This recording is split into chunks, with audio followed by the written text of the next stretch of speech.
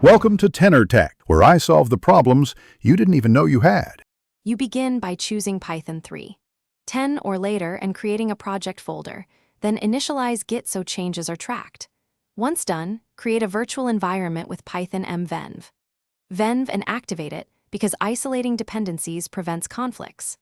Next, pip install Flask or Django depending on app needs and run the starter command, Flask run or Django start project, to confirm a local server. Make sure the server responds on localhost to validate the baseline.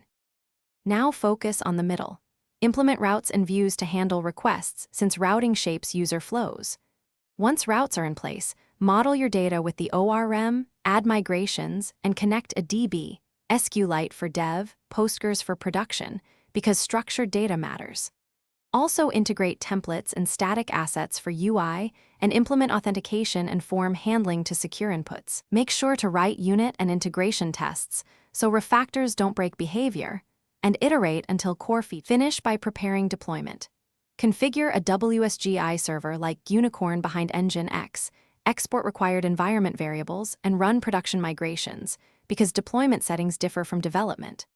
Once deployed, enable HTTPS, add monitoring and alerting, and set up CI/CD to automate builds and tests. If something goes wrong, check server and application logs first, then replicate the issue locally. Confirm environment variables and database migrations. That one careful check usually reveals the misconfiguration causing failures. Thanks for watching. Subscribe to keep your life in tune.